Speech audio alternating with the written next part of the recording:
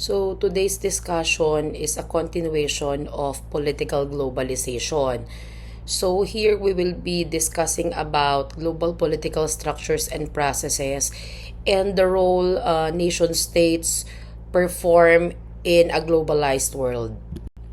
So last meeting we've discussed about how the nation state is weakened by globalization. We have studied that, for instance, borderless diseases, global flow of people slash immigration or migration, and then dwindling supply of oil and water and other basic necessities, the rise of multinational corporation, terrorism are among the reasons or the factors that weaken the power of the nation state. So the question here is that, is the nation state still relevant in the contemporary globalized world? So that is the question we will be answering in the succeeding slides.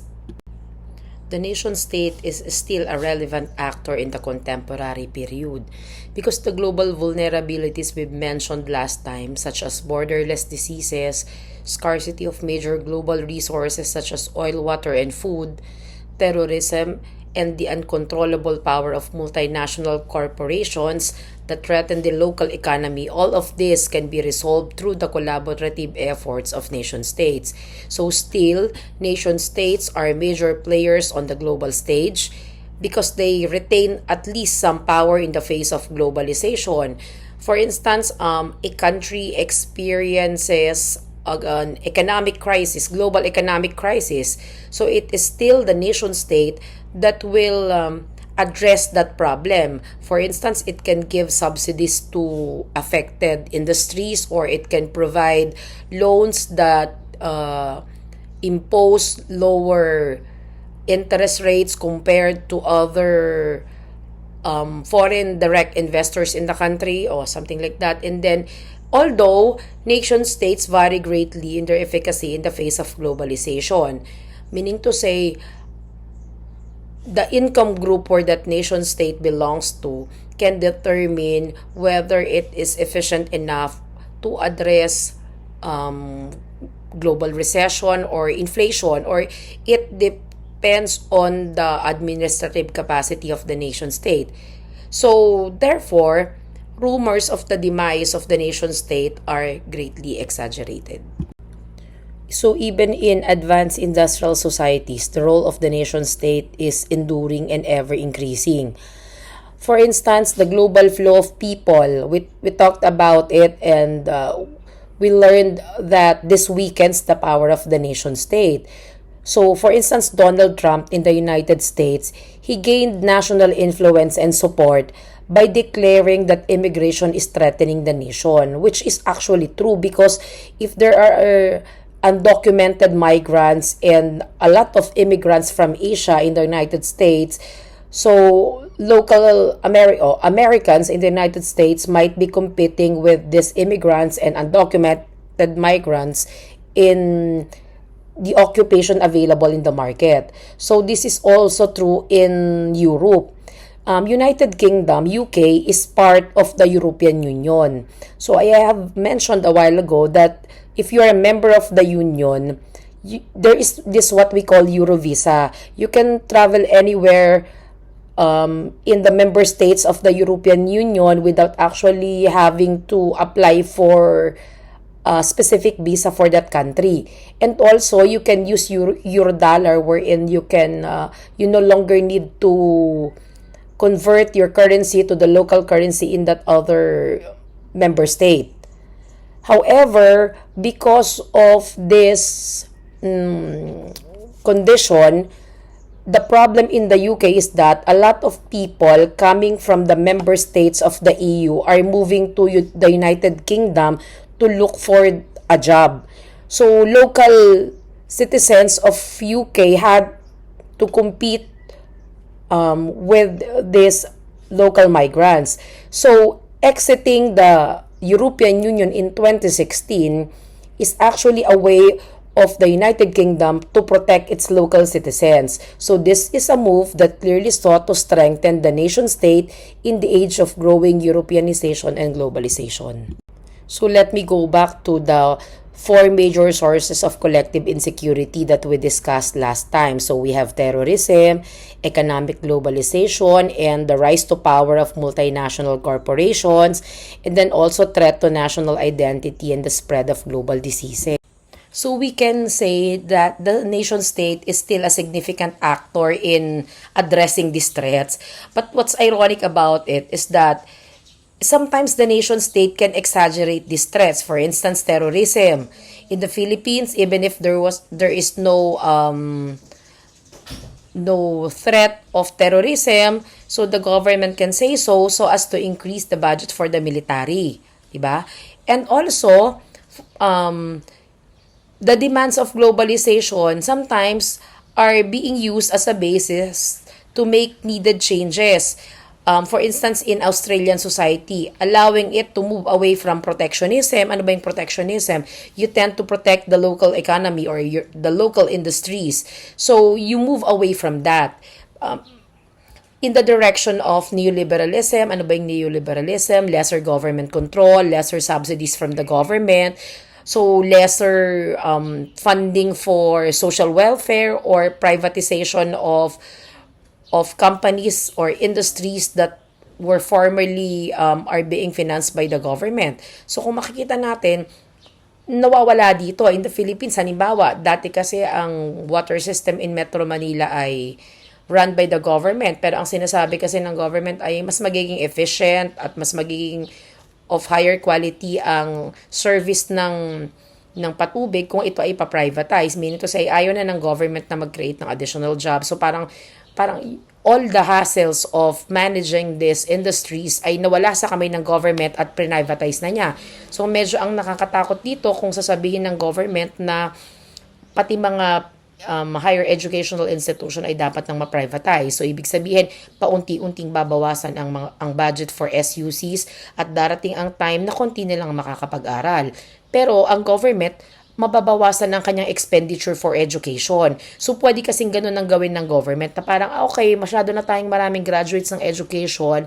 So, why would we subsidize SUCs na nag-o-offer pa ng edu kung yung ibang mga edu graduates ay hindi naman ma-absorb ng schools. So kapag ganito na ang ng government ay nagki-create siya ng bagong mga problems to go away with the allocation of a large portion of its budget sa ganong institution in society. So in this, the rhetoric of globalization, especially an exaggeration of it and its effect, ay useful para yung change na papuntahan ng government ay marating niya. In other words, for instance, Australian politicians use globalization as an ideology in order to reform Australian society. So, ganun din naman sa Pilipinas. Halimbawa, we are globalizing. Because of that, yung halimbawa ang CLSU is gearing towards internationalization. So yung mga faculty members natin, instead of studying in the Philippines, ay minomotivate ng university na mag-aral sa labas ng bansa at mag-allocate ng mas maraming pondo ang government, for instance ang CLSU, sa internationalization efforts nito more than sa pagpapaayos ng classroom. So parang ganun yung sinasabi natin. So we have seen that the nation state is still a significant player in the global field, okay? Therefore, some global processes such as migration or of various kinds are just not as powerful as many believe. That the nation state can still, for instance, regulate the number of people entering its territory by imposing a more stricter migration policy. Or in the case of national identity, the nation state can strengthen Filipino national identity by maybe printing textbooks or by imposing on DepEd to strengthen the sense of nationalism of people. Or it can create a subject in higher education whose main focus is to, for instance, to talk about citizenship, national identity, and nationalism. Therefore, these global processes are just a minor disturbance on how the nation-state functions. So just like what I'm saying, so it's a mistake to treat globalization as a threat or constraint on the nation state because it could be an opportunity for the nation state. So, constitutions are difficult to modify. But if the government joins a regional organization, then it can have an opportunity to request for a ratification of the constitution, so that it will be in accordance or parallel with the provisions maybe or the policies of the regional organization where that nation state becomes a member of. So for instance, the global flow of people, it can be an opportunity for the nation state. Just like in the Philippines, much of our revenues are derived from the remittances of OFWs. So it's a sign that we take advantage of the fact that worldwide caregiving, there is a demand for caregiving. Or what else? Commodities. I think one of the fad today is the purple yam from the Philippines. So it's an opportunity for us to engage in global trade because of the fact that our land, our soil is suitable for the growing of this purple yam, etc., etc. So the nation state is not a natural phenomenon, meaning to say it is socially and politically constructed. So in the era of globalization, there is a need to create nation states with their corresponding flags, name, indicators of national identity, which includes their language, common history, and culture, so that people will imagine that they belong in one territory, having the same citizenship, and has to give their allegiance to the state. So when we speak of it's a political construction, nation state is imagined. We imagine that the people living in the Philippines, despite the fact that their culture may be different from ours, their political views, their language, the way they look may be different from how we look, we still imagine them as part of the Filipino community because the nation state is a social construct. So why do we need to imagine the nation state as a community? Because it can unify the nation state. The notion of kapwa in the Philippines, that kapwa Pilipino, so there is an internal drive to protect that individual because that individual is part of the Filipino community, or it elicits respect, inclusivity. What else? It actually tolerates diversity as long as these people are imagining themselves to be part of that one big community derived from the nation state. So therefore, the nation state, because it's an imagined political community, it actually exists within the realm of ideas. However, in the period of globalization, this is quite a dilemma because it's sometimes difficult for us to determine which among the information we obtain from the internet are factual and are just lies or propaganda. So, if you have heard about the historical revisionism or historical distortion, so it's now easy to distort historical events because all of these are just imagined, are interpretation from the documents that we gathered from the previous times, something like that. So meaning to say, how you imagine the martial law period, it is actually dependent on the materials maybe or information that you have obtained about that period.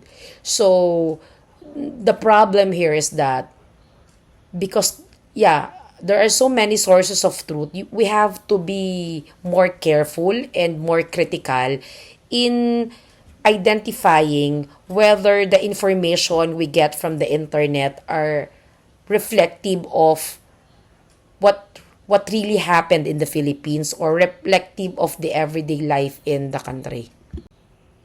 So the four characteristics of the nation state as an imagined nation or imagined community is that number one, it is imagined, meaning to say it is socially constructed. We just imagine that the Philippines has this shape. We did not imagine that, for instance, that Malaysia is part of the Philippines. It's not part of our imagination. We imagine Filipinos as brown skinned, are not that as tall as other neighboring Asian countries. Meaning to say, how we imagine our national identity is part of the characteristic of the nation state as an imagined community. Number two, this imagination is limited.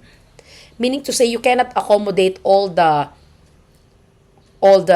various traits of people. When we speak of limited, you only have some few identifiers of the Filipino identity, like you use po and opo, close family ties, but other practices of Filipinos may not be included in how you imagine the Philippines as a nation state because our imagination is limited. Maybe because it depends on what was taught to us when in school or in our respective families or in our churches.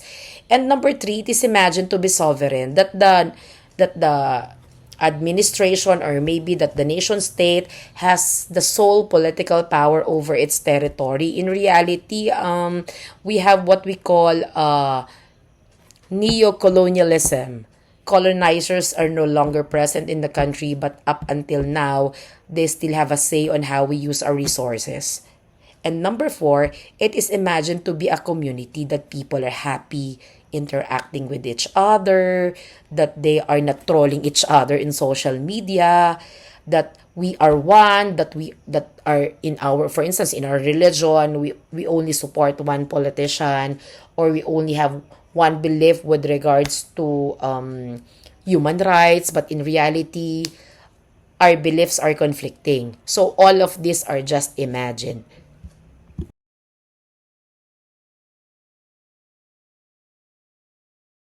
So for Anderson, there are two key developments which she group under print capitalism. So print capitalism is a significant factor for the imagination of the state or for this imagined community. We have modern novel and newspaper because in novel you depict how people are supposed to be living in the country, right? How people interact, okay? In modern newspaper, you highlight the most important events in the country. So when you do your imagination, it's limited based on what you learn from these things. Or what else? What are the key to the modern novel? So the idea of an actor moving calendarically through homogeneous empty time.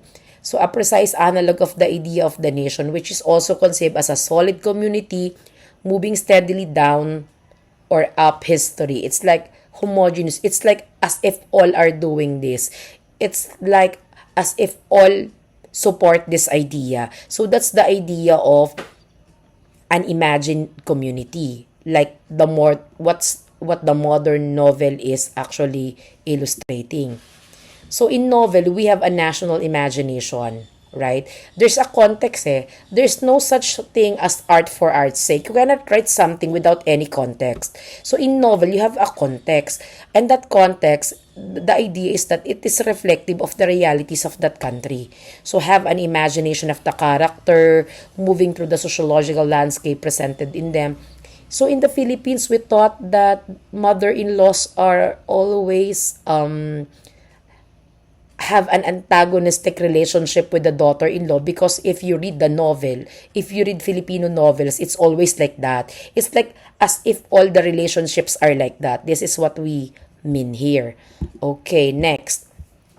So key to the modern newspaper. Pages operate calendarically. This is the case when one reads about a community. It's like it's evolving. Like there's a date, and the idea is that life is like that. It's moving like the modern newspaper.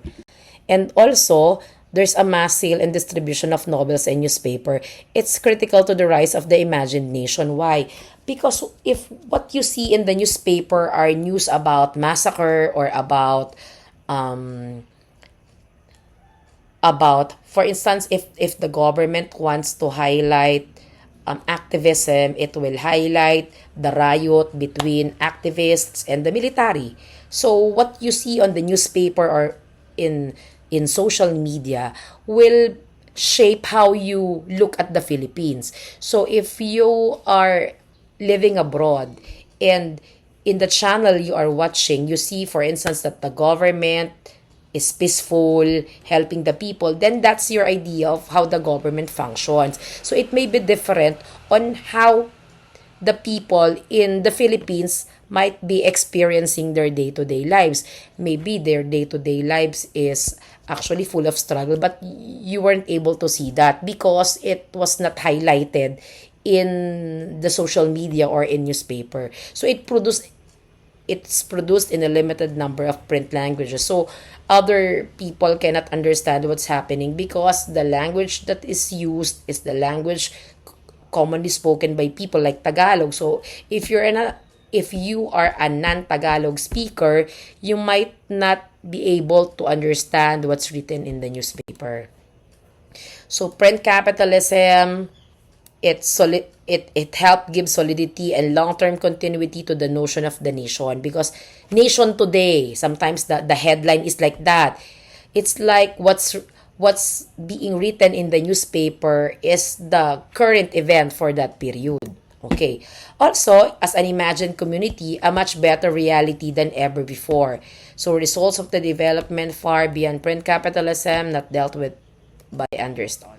So we have digital media, okay? So allow widely dispersed population to maintain, create, and disseminate a continuing sense of an imagined community. So social media is a significant platform for this imagination. So if you look at the social media, you can see how the Philippines is being portrayed on Facebook. So there's an algorithm. So if you look at stories about the impeachment, all you can see are video clips about, or maybe commentaries about the impeachment. So you feel like, okay, what's happening in the Philippines is about the impeachment. So if you look at another story like about flooding and you like that post, and you see the algorithm will show you posts about flooding. So you feel like, okay, there's always flooding in the Philippines. So that's the idea of how the digital media is working. So if the digital media is being used to deceive people, then fake news will be a norm in the country. So the dispersal of many people around the world, so it provides the people with new technologies that allow them to be part of a truly global imagined community. That we are part of the world, and if we see videos showing the destruction of the environment and the consequent flooding because of this, so we might as well think that we have to protect the world because there is only one world. So even if your country is not wealthy, you cannot go away with climate change. So now is the chance for us to do our small parts, like you do segregation, avoid burning of your garbage, something like that, or reduce the use of single plastics. So these things, you learn this from the social media. And because of this, you do not only imagine yourself to be part of the nation state, but part of a global community. So we go back to the nation state as an imagined community. Diba you have noticed that when our senators are not doing their job, ang taas ng intensity ng emotion ng mga tao, yung galit. Nung nalaman natin yung flood control scandal, ang daming nagagalit. Meaning to say, because we imagine that we are living in one community. So parang nagiging powerful force yung imagination natin na okay, why do we elect bad leaders? Baka dahil sa ganitong imagination ay baka sakaling sa susunod na eleksyon ay matututo tayo at boboto tayo ng mga taong talagang may malasakit sa bansa na magkakaroon ka ba ng pride na okay, binoto ko tong senador na ito, nagpe-perform siya ng maayos at nagbibigay ito sa atin ng national pride at yung national identity natin bilang mga Pilipino ay hindi natin kinakahiya. So parang ganon. So for many people, the nation state is still an imagined community. Parang nasa state lang siya ng feeling kung tama ba or mali. Pero yung nation state kahit nagde-decline ng kanyang political and economic importance in the age of globalization, bilang imagined reality, importante pa rin siya because it holds the society together. So parang it gives people the hope that there is a future for them. Kaya sila nag-aaral kasi na-imagine nila that the government can provide job for everyone. That the government is trustworthy enough na ipaglaban ang mga tao. Halimbawa, kaming mga government employees, meron kaming may nade-deduct sa aming GSIS contribution. So naniniwala kami sa government na it handles our contribution properly para pag nag-retire kami, meron kaming retirement benefit. So importante yung mga positive imagination natin sa ating nation state. Pero importante rin yung critical negative imagination kasi kung di mo mai-imagine that political dynasty is a problem, kung di mo mai-imagine na corruption is a problem, that we elect bad leaders, hindi magbabago yung sistema natin. Mananatili na ipagpapatuloy lang natin yung kultura na parang wala lang, that the status quo is always there, parang hindi ka affected. Pero sa totoong buhay ay yung status quo ang nagpapahirap sa mga tao, something like that.